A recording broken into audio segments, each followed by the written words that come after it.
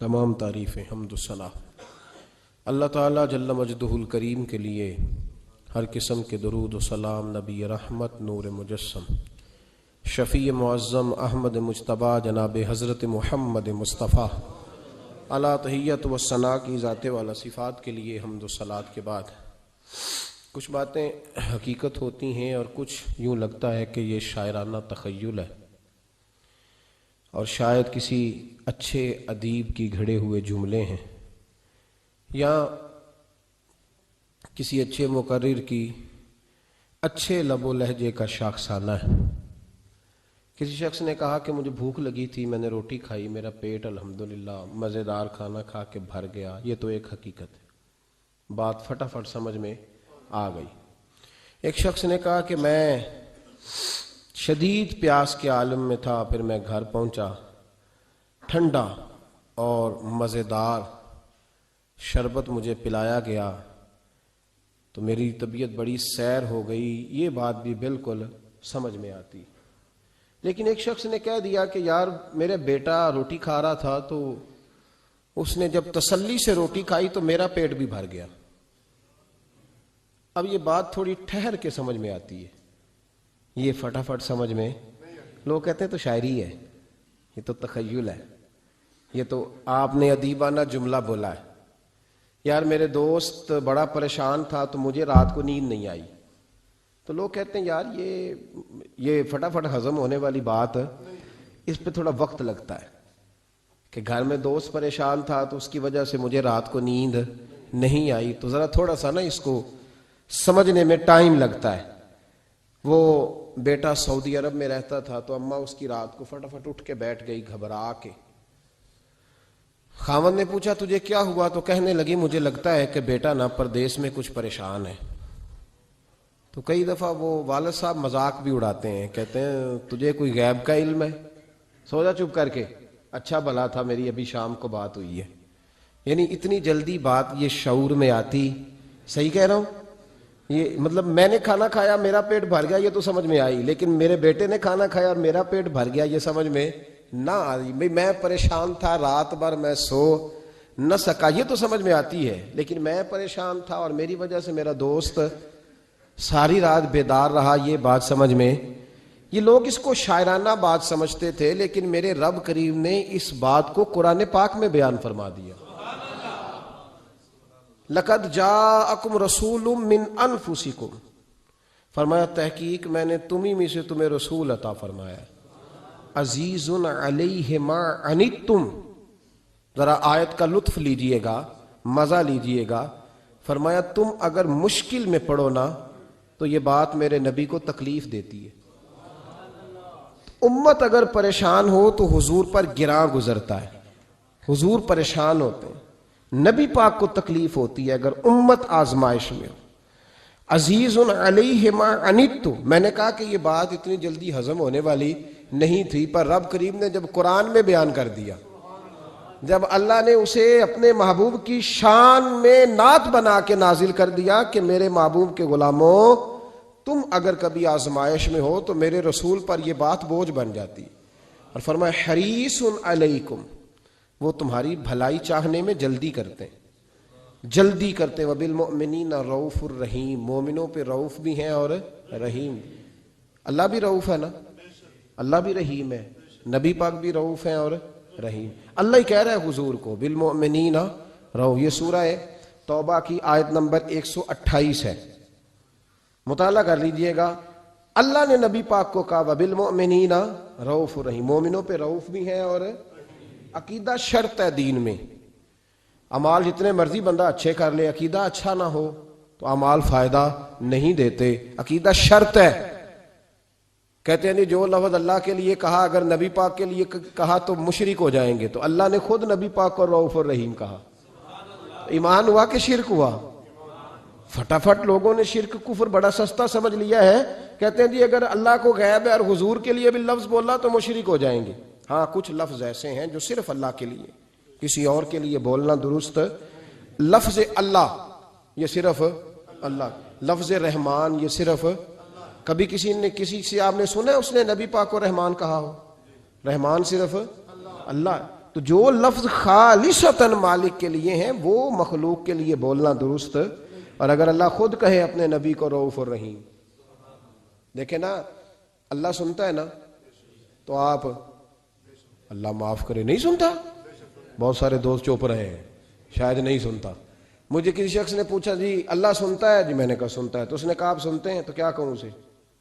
بہ رہا ہوں میں، حالانکہ مجھے سنتا ہے. تو شرک ہو گیا، کفر ہو گیا. بھائی اللہ سنتا ہے، سنتا ہے. تو اس نے کہا جناب سیٹھ صاحب، استاد جی، سر جی، پروفیسر صاحب، ٹیچر صاحب، علامہ صاحب، مفتی صاحب، قاری صاحب، والد صاحب، آپ بھی سنتے ہیں؟ کبھی سنتا ہوں. اب بھی تو کہہ نہیں سکتا کہ میں نہیں سنتا. بس ایک فرق ہے، وہ یاد رکھے کہ جس طرح اللہ سنتا ہے اس طرح بندہ نہیں سن سکتا، کیونکہ اللہ کی جو سماعت ہے وہ ذاتی ہے. بندہ اتنی دیر تک نہیں سنتا جب تک اللہ اسے کان نہ عطا کرے. یہ فرق یاد رکھیں، یہ فرق ہے. کوئی کفر نہیں ہوتا، کوئی شرک نہیں ہوتا، لیکن لوگ بازاروں میں نکلے ہوئے ہیں کفر، شرک اور بدعت کی پوری پٹاریاں بانٹتے ہیں اور مفت تقسیم کرتے ہیں. فی سبیل اللہ، معاذ اللہ ثم معاذ اللہ. میرے بھائی یاد رکھیں، قرآن نے کہا نبی پاک کو وَبِالْمُؤْمِنِينَ رؤوف الرحیم. ہمارے ہاں نا معاشرے کے اندر کچھ چیزیں ایسی ہیں جو آہستہ آہستہ زور پکڑتی جا رہی ہیں. ان میں سے ایک چیز ہے خود غرضی، خود پسندی، اپنی ذات اور اپنی سوچ کے دائرے میں بند رہنا. وہ اقبال نے جو کہا تھا نا، اگرچہ بت ہیں جماعت کی آستینوں میں، پر مجھے ہے حکم ازاں لا الہ الا اللہ. میں نے دیکھا ہے ہماری اپنی جو چھوٹی چھوٹی جماعتیں بن جاتی ہیں وہ اپنے اپنے خول میں بند ہو جاتی ہیں. انہیں خیر اپنے پاس نظر آتی ہے، جو پیچھے لگے ہوتے ہیں ان میں نظر آتی ہے، نہ ادھر نظر آتی ہے معاذ اللہ اور نہ ادھر. خود غرضی، خود پسندی، اپنی ذات کے دائرے میں بند رہنا محدود کر دیتا ہے انسان کو. خدا مجھے ایسی خدائی نہ دے کہ اپنے سوا کچھ دکھائی نہ دے. اور پھر اس کا لوگوں نے ایک اور ترجمہ کر لیا ہے اپنے آپ کو سمجھانے کے لیے، اپنی طبیعت کو لگانے کے لیے ایک اور ترجمہ کر لیا. وہ ترجمہ کیا ہے؟ وہ کہتے ہیں جی میں کسی کے ذاتی معاملات میں دخل نہیں دیتا. ذاتی معاملات میں دخل دینا اور ہے، اور کسی پریشان حال کی پریشانی کو دور کرنا اور ہے. کسی شخص کے ذاتی معاملات میں دخل دینا اور ہے، اور گرتے ہوئے کا ہاتھ تھامنا اور ہے. اب لوگوں نے پتہ کیا کیا، یہ دخل نہیں دیتا، اس کا مطلب پتہ کیا ہے؟ کوئی قرضے میں ڈوبا ہوا ہے تو اس کا ذاتی معاملہ ہے، وہ میرا معاملہ نہیں ہے. کوئی آدمی دکھوں میں گھر گیا ہے تو کہتے ہیں وہ اس کا ذاتی معاملہ ہے. اب ذاتی معاملے کا یہ ترجمہ کیا لوگوں نے. میرے رسول کریم علیہ السلام نے دین کو اتنا کھول کر بیان کیا، اتنا کھول کر بیان کیا. مسلم شریف کی یہ حدیث شاید اس درجے کی بات دوسری کہیں مل ہی نہیں سکتی. رسول پاک علیہ السلام نے فرمایا قیامت کے دن رب کریم ایک بندے سے فرمائے گا کہ میں بھوکا تھا تو نے مجھے روٹی کیوں نہیں دی؟ اللہ فرمائے گا میں پیاسا تھا تو نے پانی نہیں پلایا، میں بیمار تھا تو تیمارداری کرنے نہیں آیا. بندہ عرض کرے گا مولا تو کھانے سے، پہننے سے، پینے سے، بیمار ہونے سے بے نیاز ہے، یہ کیسے ہو گیا؟ تو رب کریم فرمائے گا وہ تیرے پڑوس میں جو میرا بندہ بیمار تھا، وہ جو بھوکا اور پیاسا تھا، تو بس تجھے سمجھ ہی نہیں آئی. اتنے بڑے لفظ آپ کو حدیث میں دوسرے، اور صحیح مسلم کی حدیث ہے، فرمایا میں بھوکا تھا، میں پیاسا تھا. اس میں کوئی شک نہیں کہ جب آپ کسی کے ذاتی معاملات میں مداخلت کرتے ہیں تو آپ کو پریشانی اٹھانی پڑتی ہے، لیکن نیکی ہوتی تب ہے جب آپ پریشان ہوتے ہیں. نیکی ہوتی ہی تب ہے جب آپ، توجہ ہے میری بات پر آپ حضرات؟ کچھ باتیں آپ سننا چاہ رہے ہیں جو میں ابھی کروں گا نہیں، میں وقت آنے پہ کروں گا. کچھ چیزیں آپ سننا چاہ رہے ہیں حالات پر، لیکن میں ابھی بات بس اتنا آپ کو بتاؤں گا کہ انشاءاللہ تعالی یہی چراغ جلے گا تو روشنی ہوگی. یہ میں آپ کو بتاؤں گا انشاءاللہ تعالی، اور بڑی خیر ہوگی، بڑی خیر. آپ ہمارے چہرے دیکھ رہے ہیں، طبیعتیں دیکھ رہے ہیں، یہ نور بھرا انداز دیکھ رہے ہیں. اس کا مطلب یہ ہے کہ تیز ترین ہوا بھی کچھ چھتوں کو نہیں گرایا کرتی. بس آپ سمجھ لیں بات کو. تو بس کچھ لوگ اپنے آپ پہ تھوڑا سا کنٹرول کریں، جن کو حقیقتوں کی خبر نہیں وہ ذرا تبصرے کرنے سے بچیں، اس لیے کہ عالم کی عزت نبی پاک کی عزت ہے. یہ خود رسول پاک نے بیان فرمایا، وہ ذرا تبصرے کرنے سے. بس اتنی بات کہتا ہوں، اور میں دعا مانگ رہا ہوں کئی دنوں سے کہ خاصہ خاصان رسول وقت دعا ہے. تو بہرحال میں کچھ چیزیں ہیں جن کو کسی موقع پر انشاءاللہ تعالی ہم اس پر بات کریں گے. ابھی جو بات کر رہا ہوں آپ صرف اسی پہ توجہ رکھیں، آج اسی کو سنیں، اسی کو سنیں. اور آپ دیکھیں کہ الحمدللہ تبارک و تعالیٰ کچھ چراغ ایسے ہوتے ہیں جو تیز ہوا میں بھی چلتے ہی رہتے ہیں اور ان کی روشنی، اقبال نے کہا تھا ہوا گو تند و تیز ہے لیکن چراغ اپنا جلا رہا ہے، وہ مرد درویش حق نے جس کو عطا کیے ہے انداز خسروانہ۔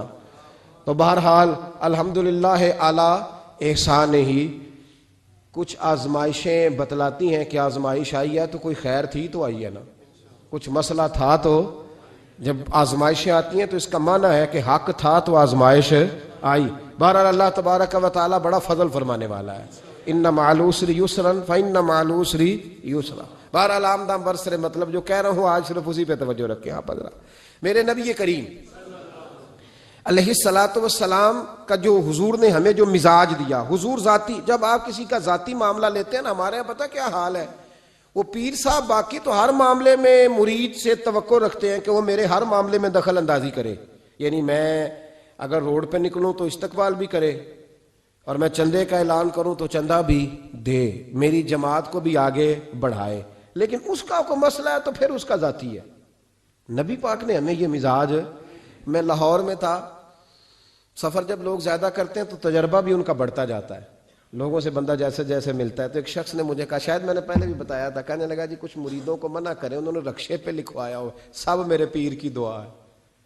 تو دیکھیں نا، آپ کوئی سوچنے والا کہے گا کہ رکشہ ہی ملا ہے پیر کی دعا سے، تو ان کو منع کریں، تو آپ کہہ دیں ذرا، آپ کی بات زیادہ دور جاتی ہے۔ تو میں نے کہا چلو اس طرح کرتے ہیں، مرید کو منع کر دیں وہ رکشے پہ نہ لکھوائے کہ میرے پیر کی دعا ہے، تو پیر چلو اپنی پجاروں پہ لکھوا لے کہ سارا میرے مریدوں کا نذرانہ ہے، وہ چلو لکھوا لے، یہ تو اجازت ہونی چاہیے نا، وہ تو ذرا اپنی بڑی پجاروں کے پیچھے لکھوا لے، چونکہ وہ تو کوئی کام نہیں کرتا، تو وہ تو یہ نیکی کرے نا۔ باقی کسی شخص کا جب جو لوگ آپ کے دائیں بائیں ہوتے ہیں نا، آپ کے خدمت گزار ہوتے ہیں، آپ کے ساتھ اٹیچ ہوتے ہیں، ان کے اگر اوپر غربت آتی ہے، پریشانی آتی ہے، آزمائش آتی ہے، تکلیف آتی ہے، تو وہ ان کا ذاتی معاملہ نہیں، میرے نبی پاک نے اسے ذاتی معاملہ نہیں کہا۔ حضرت ربیعہ بن کعب کی وہ حدیث تو سارے لوگ سناتے ہیں کہ وضو کرایا کرتے تھے تو نبی پاک نے فرمایا کچھ مانگ لے، انہوں نے جنت میں نبی پاک کا پڑوس ہی مانگ لیا، یہ بخاری میں موجود ہے۔ لیکن وہ والی حدیث بھی پڑھو کہ جب نبی پاک نے انہیں کہا کہ ربیعہ تو مجھے وضو کراتا رہتا، شادی کیوں نہیں کرتا؟ حضور نے نہیں فرمایا کہ اس کا ذاتی معاملہ ہے، میں شادی کراؤں گا، میں اس کام میں کیوں آؤں گا، شادی کیوں نہیں کرتا؟ عرض کی حضور کوئی کاروبار نہیں، کوئی معاملہ نہیں، کوئی رنگ روپ نہیں، اور آپ کی خدمت سے بھی رک جاؤں گا۔ کہتے ہیں حضور خاموش ہو گئے۔ اگلے دن پھر پوچھا نکاح کیوں نہیں کرتے؟ میں نے کہا حضور نہ کاروبار ہے، نہ گھر ہے، نہ مکان ہے، نہ رنگ روپ ہے، کون رشتہ دے گا؟ جب میں یہ کہہ کے باہر نکلا نا، حضور خاموش ہو گئے، تو میرے دل میں خیال آیا ربیعہ تو بحث کیوں کرتا ہے اور ان کو بتاتا ہے جنہیں اللہ نے سارا کچھ ہی عطا فرمایا ہوا ہے۔ حضور کہتے ہیں شادی کیوں نہیں کرتا؟ تو چپ کر کے کہہ دے محبوبہ جیسے دل کرتا ہے ویسے کر دے، تو آگے سے دلیلیں دیتا پھرتا ہے۔ یہ بھی کو بات ہوئی۔ فرماتے ہیں اگلے دن میں نے ارادہ کر لیا، حضور نے اگر آج کہا تو کہہ دینا یا رسول اللہ جیسے دل ہو کرے۔ میں نے وضو کرایا، میرا خیال تھا حضور یہاں روک کے کہیں گے، یہاں روک کے کہیں گے، پر حضور نے آج بات ہی کوئی نہ کی۔ میں دیر تک سوچتا رہا یہاں کہیں گے، یہاں کہیں گے، پر آج حضور نے بات ہی نہ کی۔ میں پچھتا رہا تھا کہ 2 دن موقع ملا میں نے ضائع کر دیا۔ فرماتے ہیں وضو پورا کرا کے جب میں باہر نکلا، دروازے تک پہنچا تو محبوب نے آواز دی، بات سن۔ میں ٹھہر گیا، فرمایا شادی کیوں نہیں کرتے؟ کہتے ہیں میرا تو دل پھولوں کی طرح کھل اٹھا۔ میں نے کہا یا رسول اللہ جیسے دل کرتا ہے کرا دے۔ نبی پاک علیہ الصلوۃ والسلام نے فرمایا فلاں قبیلے کے سردار کے پاس جاؤ، اسے کہا اپنی بیٹی کا نکاح تیرے ساتھ کر دے۔ کہتے میں گیا، تھوڑی دیر کے لیے توقف کیا انہوں نے، لیکن پھر وہ راضی ہو گئے۔ میں واپس آیا، سنو یہ جی اس کا ذاتی معاملہ ہے، لیکن نبی پاک نے دیکھا کہ اس کو ضرورت ہے میری، اس کا نکاح نہیں ہو رہا، گھر نہیں آباد ہو رہا، تو حضور نے پورا کردار ادا کیا۔ میرے محبوب کریم علیہ الصلوۃ والسلام نے حضرت حارثہ بن نعمان کو بلایا، فرمایا تیرا ایک مکان خالی ہے؟ کہ یا رسول اللہ ہاں۔ فرمایا یہ میرے ربیعہ کو دے دے، اس میں رہا کرے گا، دلہن کو لائے گا۔ حضرت بریدہ اسلمی کو بلایا، فرمایا ایک کھجور کی گٹھلی کے برابر سونا چاہیے۔ یا رسول اللہ کس لیے؟ فرمایا میرے اس غلام نے اپنی بیوی کو حق مہر دینا ہے۔ حضرت سیدنا عثمان غنی کو بلایا، تیسرے صحابی، فرمایا ایک مینڈے کا بندوبست تو نے کر کے دینا ہے۔ حضور کس لیے؟ فرمایا میں نے اپنے غلام کا ولیمہ کرنا ہے، بکرے کا بندوبست کر۔ ساری تیاریاں کر کے دیں۔ حضرت ربیہ کہتے ہیں جب میں دلہن بیاہ کے گھر لایا تو میرے دوست یار رشتہ دار مبارک دینے آئے، کہنے لگے تیری کیا بات ہے، شادی بھی اعلیٰ خاندان، ولیمہ بھی، اور کھجور کی گٹھلی کے برابر حق مہر بھی۔ تو حضرت ربیہ رو پڑے، فرمانے لگے میں تو کالا کلوٹا حبشی غلام تھا، سلام بھی کوئی نہیں لیتا تھا، مجھے مبارک نہ دو، میرے مصطفیٰ پہ درود و سلام پڑھو۔ یہ سارا حضور کا کرم ہے۔ کہتے ہیں اس کا ذاتی معاملہ ہے، بھئی سارا دن تیرے ساتھ رہتا ہے، اٹھتا ہے بیٹھتا ہے، تیری نوکری کرتا ہے، تو نے کبھی پلٹ کے دیکھا ہی نہیں، تو نے کبھی اشک شوئی نہیں کی، تو نے اتنا ٹائم ہی نہیں دیا کہ تیرے کندھے پہ سر رکھ کے رو سکے، تیری توجہ ہی نہیں۔ نبی رحمت علیہ السلام دائیں بائیں والوں آگے پیچھے والوں کا خیال رکھتے، جہاں جس کو ضرورت ہوتی حضور اس کی ضرورت میں پہنچتے، اشک شوئی کرتے، نبی پاک پیار کرتے۔ کہتے ہیں اس کا ذاتی معاملہ ہے، میں کیا کروں؟ سنو، حضرت جابر بن عبداللہ رضی اللہ تعالیٰ عنہ کے جو والد تھے نا حضرت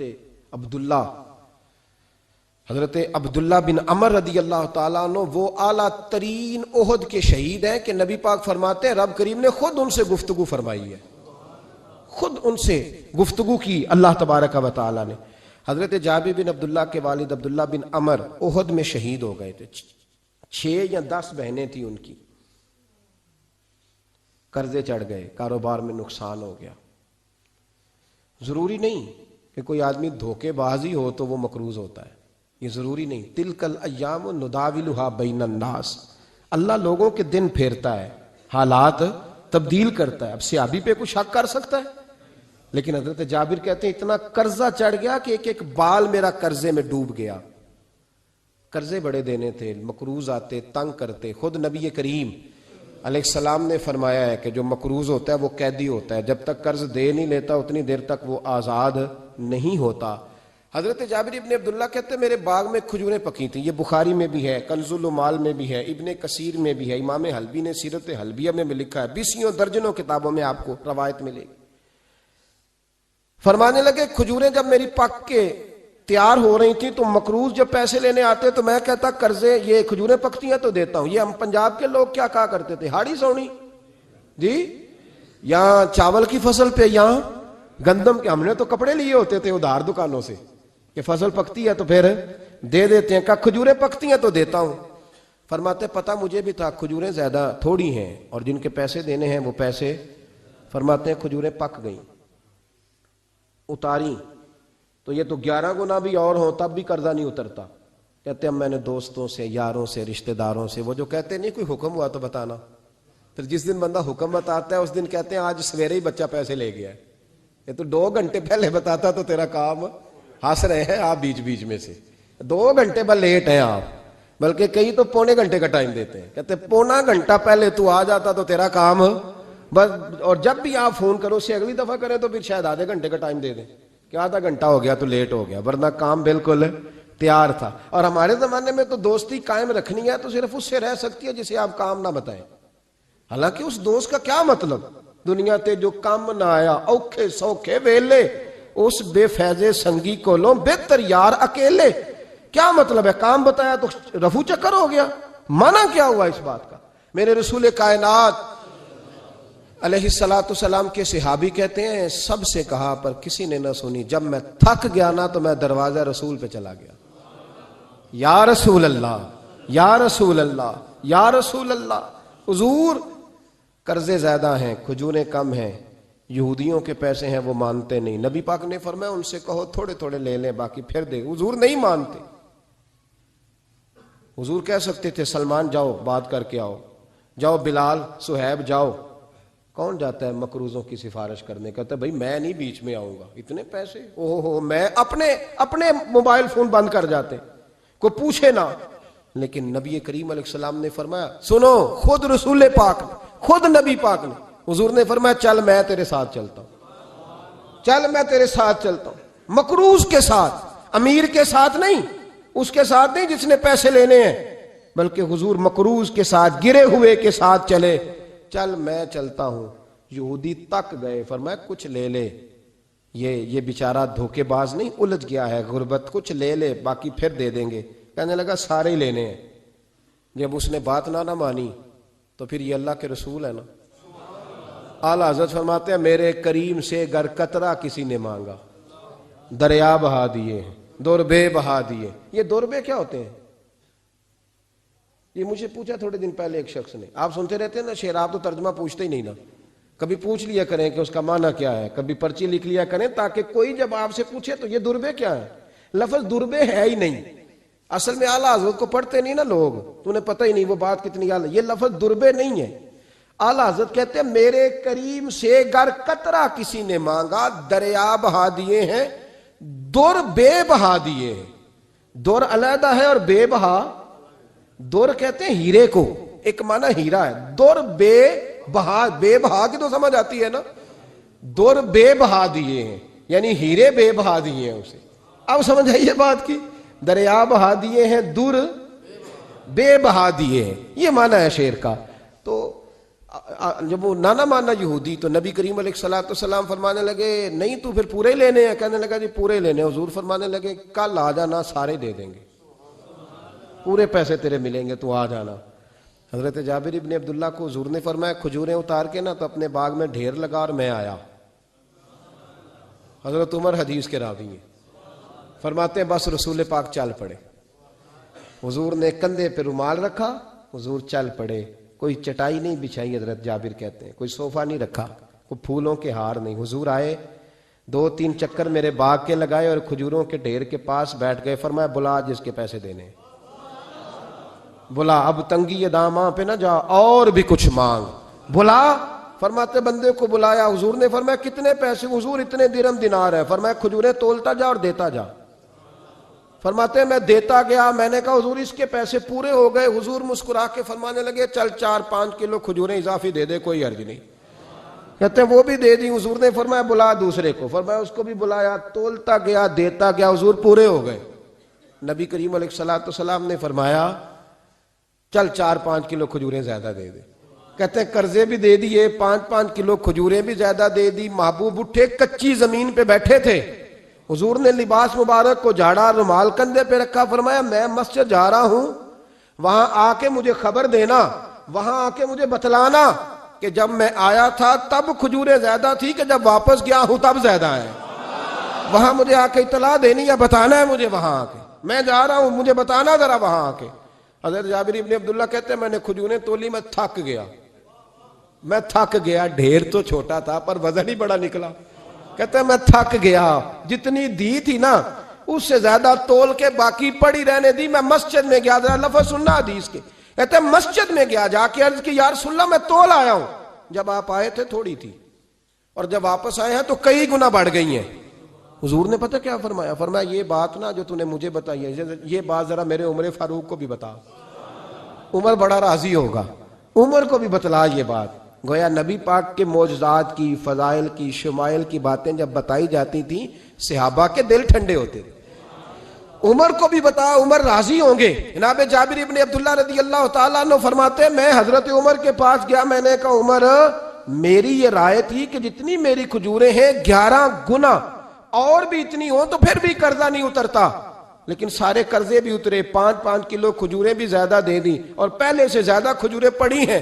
تو کہتے ہیں حضرت عمر کی آنکھیں روشن ہو گئیں، چہرہ مسکرانے لگا، کہنے لگا تو اب بتا رہا ہے نا، اب واپس آ کے رزلٹ سنا رہا ہے، تو صحابہ سے پوچھ لے جب نبی کریم گئے تھے تو میں نے اسی وقت کہا تھا، حضور کے جاتے ہی میں نے کہا تھا اب دیکھنا رب کریم جابر بن عبداللہ پر ساری ہی رحمت نازل فرما دے، اللہ ہر قسم کا کرم فرمائے گا، خیر ہی خیر ہو جائے گی۔ دیکھ لے میں نے پہلے بتلا دیا۔ میرے نبی پاک سلام چھوٹی چھوٹی باتوں کا خیال رکھ، چھوٹی چھوٹی چیزوں پر توجہ دیتے، خیال کرتے کس کو کس وقت کس چیز کی کہاں حاجت ہے، اس کی وہ حاجت پوری کی جاتی، اس کا دھیان رکھا جاتا۔ حضرت جابر خود فرماتے، یہ مسلم کے لفظ ہے، فرماتے ایک دفعہ میں حضور کے ساتھ جہاد پہ گیا تھا، میرا اونٹ کمزور تھا، میں پیچھے رہ گیا۔ ہمارے یہاں شرط لگتی ہے نا، اللہ تعالیٰ خیر فرمائے، ایک بھائی گاڑی خریدتا ہے پھر دوسرا چاہے زیور بیچے اس نے بھی خریدنی ہوتی ہے ورنہ گھر میں گھسنے کی اجازت نہیں ملتی، بہت سارے خرچے۔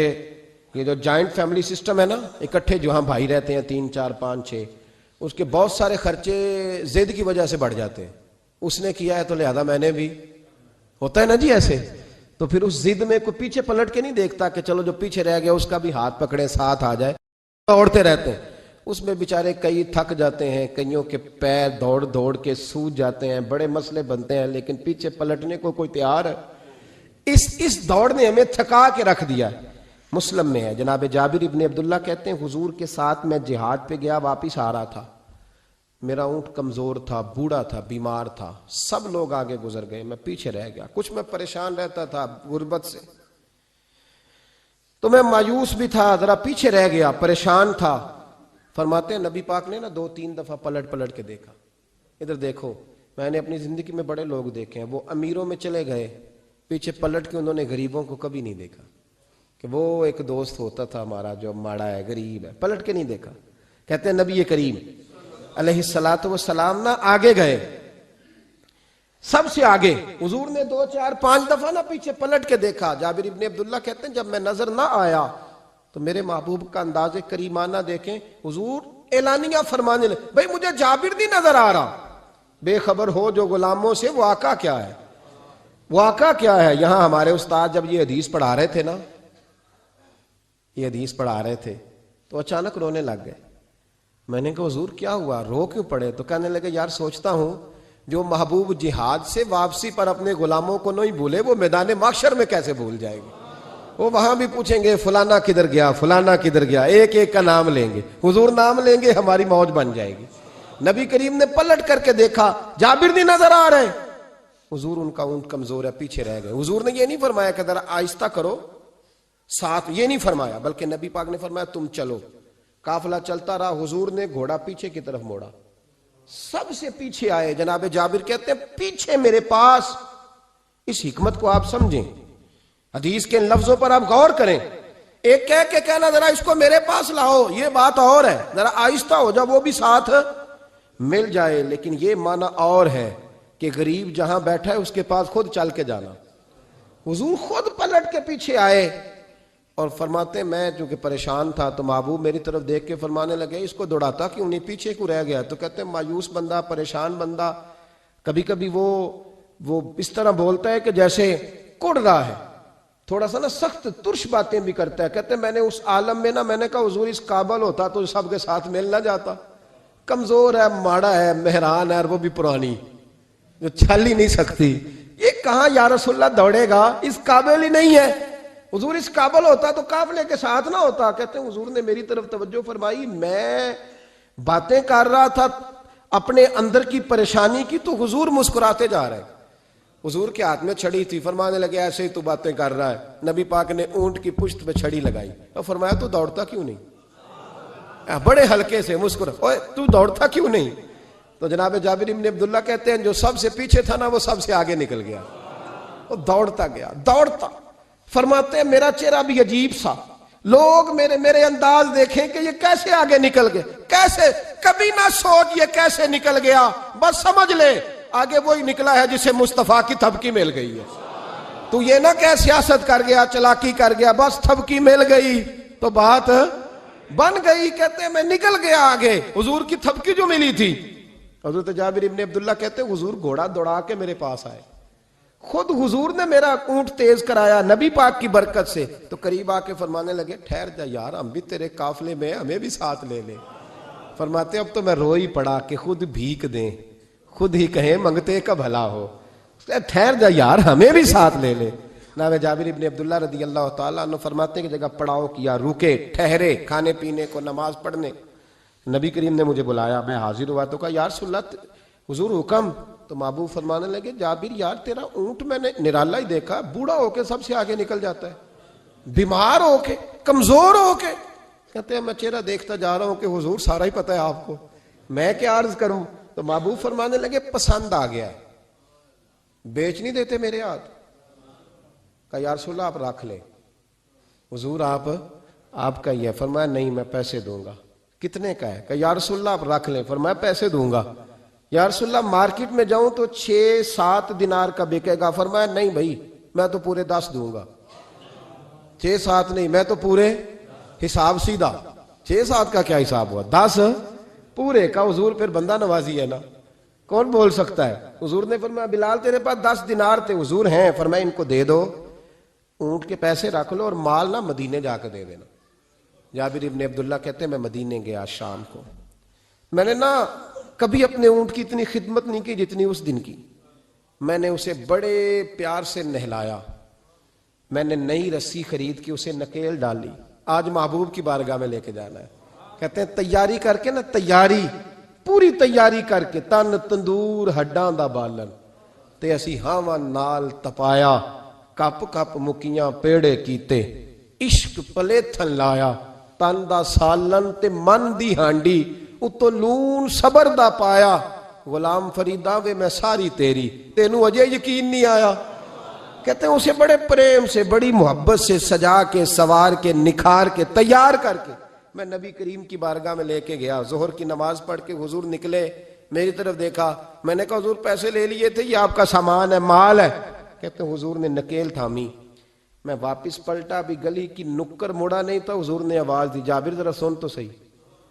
کہتے ہیں میں واپس آیا تو حضور مجھ سے باتیں کرنے لگے، فرمانے لگے یہ میرا اونٹ ہے، اسے کمزور اور بوڑھا نہ سمجھنا، کبھی جانوروں میں دوڑا کے دیکھنا سب سے آگے نکل جاتا ہے. اور کریم محبوب فرمانے لگے 6-7 دینار کا نہ سمجھنا، میں نے پورے 10 دینار کا خریدا. اور پھر حضور پھر مسکرائے، فرمایا جابر تمہیں پتہ ہے تحفہ لینے دینے سے محبت بڑھتی ہے؟ حضور ہاں. فرمایا رکھ لو، میں تمہیں تحفے میں دینا چاہتا ہوں، رکھ لو، میں تحفے میں دینا چاہتا ہوں. جناب جابر ابن عبداللہ کہتے ہیں میں واپس لوٹ رہا تھا، رو رہا اور کہہ رہا تھا جیسا نبی اللہ نے مجھے دیا، جیسا رسول اللہ نے، سب سے اولا ہو آلہ ہمارا نبی، سب سے بالا ہو آلہ ہمارا. کون دیتا ہے دینے کو منہ چاہیے، دینے والا ہے سچا ہمارا نبی. غمزدوں کو رضا مجدہ دیجئے کہ ہے بے کسوں کا سہارا ہمارا نبی کریم سید عالم صلی اللہ علیہ وسلم. دائیں بائیں آگے پیچھے خیال رکھتے کس کو، کس وقت، کس انداز میں، کتنی حاجت ہے. حضرت مقداد حضور کے غلام ہیں، وہ کہتے ہیں میں تھا اور میرے ساتھ 2 صحابہ اور تھے، ہمیں بھوک لگ گئی. مدینے میں نا کچھ قحط کا سما تھا، کئی دنوں سے بارش نہیں ہوئی تھی، فصلیں نہیں پکی تھی. فرماتے ہیں بھوک نے بڑا ستایا. ہمارا یہ طریقہ تھا کہ جب ہمیں شدید بھوک لگتی تھی تو ہم کسی صحابی سے کوئی مسئلہ شرعی مسئلہ دریافت کرتے تھے. یہ اب جا کے ہر قاری صاحب پہ، ہر امام صاحب پہ فٹ نہ کر دینا بات. آپ باتیں سنتے ہیں پھر ترجمے اپنی مرضی کے کرتے ہیں، جا کے ہر مولوی صاحب پہ فٹ نہ کر دینا. کہتے جب مسئلہ پوچھتے تھے نا کسی صحابی سے تو پہلے روٹی کھلاتا تھا پھر مسئلہ بتاتا تھا. اب میں پہلا وضاحت کر لی یہ گل دی آپ، اس لیے میں نے اگلی بات بعد میں کی ہے، کیونکہ آپ نے اسی حساب سے روٹی کھلانی ہے نا، جس حساب سے اپنے امام کو تنخواہ دیتے ہو اسی حساب سے روٹی کھانی ہے نا اس بیچارے. تو فرمانے لگے کہ جب نہ ہم کسی شخص سے، کسی صحابی سے مسئلہ پوچھتے نا تو پہلے وہ، اس لیے یہ جو آستانوں پہ لنگر ہوتا ہے، یہ جو بزرگان دین خانقاہوں پہ لنگر رکھتے ہیں، یہ صحابہ کا طریقہ ہے کہ جس کو دین بتایا جاتا تھا اسے پھر لنگر بھی کھلایا جاتا ہے. بہت سارے لوگ اس کا مذاق اڑاتے ہیں کہ یہ کیا ہے. بھئی یہ رسول اللہ کی سنت ہے صلی اللہ ہو، پڑھیے درود صلی اللہ ہو. چلے جنہوں نے پہلے نہیں پڑھا وہ بھی شامل ہو جائے، پڑھے صلی اللہ تعالی علیہ وسلم. فرماتے ہیں اس دن بڑی بھوک لگی، 3 دوست تھے ہم، 3 صحابہ تھے. ہم نے حضرت ابوبکر صدیق کو گلی میں کھڑا کر لیا. سب صحابہ کے حالات کچھ نہ کچھ ان دنوں میں نا ٹائٹ تھے، کمزوری تھی، چونکہ فصلیں نہیں تھی، بارشیں نہیں تھی. ابوبکر ایک مسئلہ پوچھنا ہے، کہتے کھڑے کھڑے جناب صدیق اکبر نے کہا پوچھو. پہلے روٹی بھی ساتھ پوچھتے تھے، کہنے لگے چلو پوچھو. کہتے مسئلہ پوچھا اور بتا کے رخصت ہو گئے.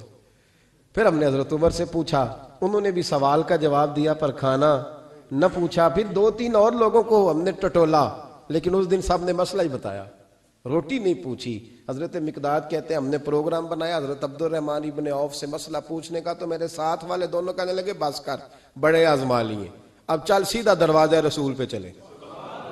اب مسئلہ پوچھنا ہے تو ان سے پوچھنا ہے جن سے سن کے ساری دنیا مسئلے بتاتی ہے، انہی سے پوچھتے ہیں، ڈائریکٹ چلتے ہیں.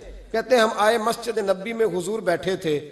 حضرت مقداد کہتے ہیں ہماری بکریوں کے تھنوں میں دودھ خشک ہو گیا تھا.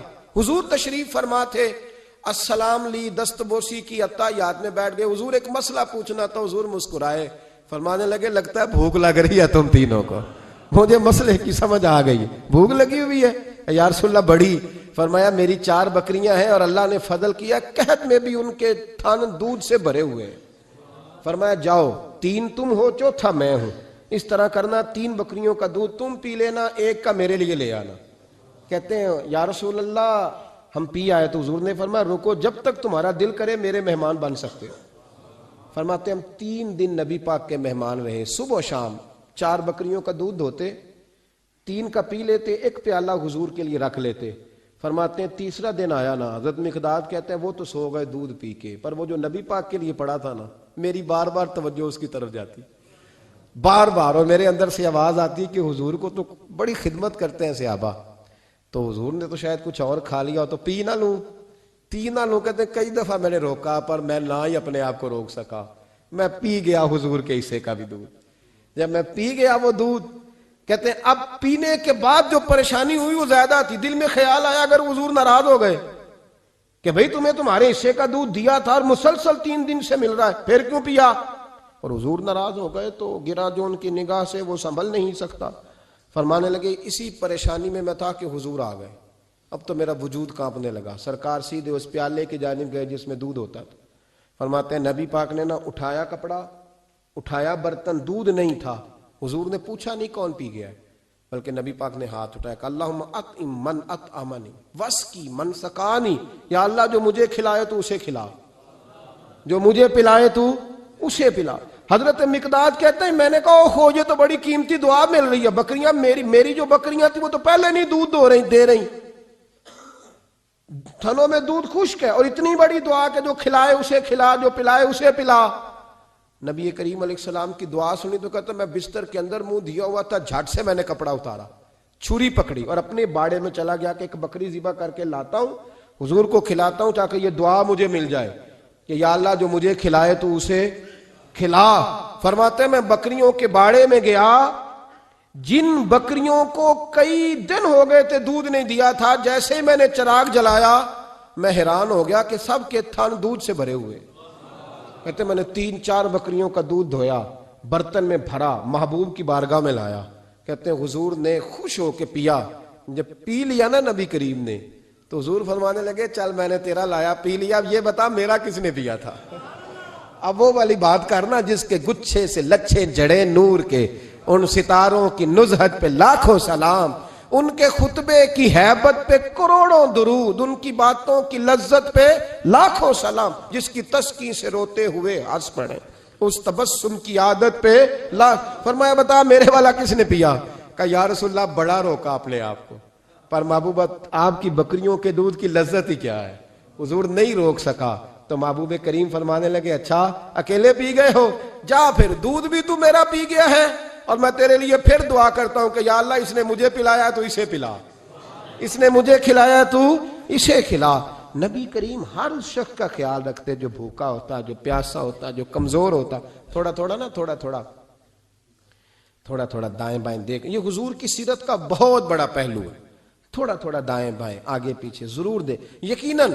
یقیناً جب آپ کسی کے کام آتے ہیں تو آپ کو آزمائش سے گزرنا پڑتا ہے، یقیناً میں نے اپنے دور میں یہ منظر دیکھا ہے، اگر آپ ہاتھ پھیلا رہے ہیں تو آپ مانگنے والے ہیں، اور اگر آپ ہاتھ نہیں پھیلا رہے تو لوگ کہتے ہیں پتہ نہیں کوئی تو چکر ہوگا، اگر آپ سوال نہیں کر رہے تو پھر لوگ کہتے ہیں کوئی تو ایسا کھاتا ہوگا جہاں سے دولت، یعنی کوئی ایسی سمت نہیں جہاں آپ محفوظ رہ سکیں، آپ کو دونوں جانب سے لوگ گھیریں گے، دونوں جانب سے۔ جب آپ کسی کے کام آئیں گے، جب آپ کسی تک پہنچیں گے، جب آپ کسی کو، اور میں نے یہ بھی دیکھا ہے، میں ساری حفظ ما تقدم کے طور پہ آپ کو سمجھا رہا ہوں، آپ نے کسی شخص کی مدد کر دی نا، آپ نے مدد کی تو وہ بھی کئی دفعہ بدگمان ہوتا ہے کہ اس کے پاس بڑا کچھ تھا تبھی تو مدد کی نا اس نے، حالانکہ آپ نے ان باتوں پہ غور نہیں کرنا، یہ ساری چیزیں آئیں گی، کیونکہ اگر کسی شخص کی بری عادت کی وجہ سے آپ اپنی اچھی چھوڑ دیں گے تو پھر آپ کا نقصان ہوگا، اس کا نقصان۔ نبی پاک کے اخلاق یہی ہیں کہ سامنے والا جو مرضی کرے، ہم نے وہ کرنا جس کا درس ہمارے نبی نے ہمیں دیا ہے، ہم نے وہ کام کرنا ہے جس کا پیغام ہمارے رسول نے ہمیں دیا، اس لیے بڑی خیر کریں، دائیں بائیں آگے۔ کچھ لوگ بہن بھائیوں سے اچھا سلوک کرتے ہیں، جواب میں اچھا سلوک نہیں ملتا، مجھے پتہ ہے نہیں ملتا، تو آپ یہ بتائیں کہ ان کے ساتھ اچھا سلوک اللہ کو راضی کرنے کے لیے کیا تھا یا جواب لینے کے لیے کیا تھا؟ آپ نے نہیں دیکھنا کہ سامنے والا کیا کر رہا ہے، آپ نے یہ دیکھنا ہے کہ اللہ کس بات میں راضی، اللہ کے رسول کس بات میں راضی، میری آخرت کا نفع کس چیز میں، میری روح کو، میرے ضمیر کو اطمینان کیسے ہے، یہ تصور رکھ کے جب خیر کریں گے تو پھر اللہ بڑی ہی بھلائی عطا کرے گا۔ آخر دعوانا ان الحمدللہ رب العالمین۔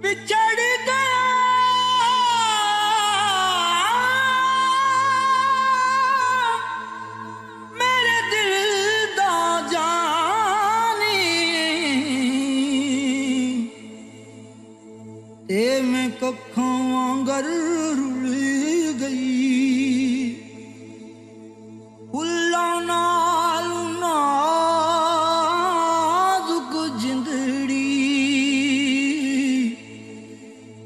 ਮੇਰੀ ਵਿੱਚ ਕੰਡਿਆਂ ਦੇ ਰੁਲ ਗਈ ਗਮ ਸਜਣਾ ਦੇ ਮਾਰ ਮੁਕਾਇਆ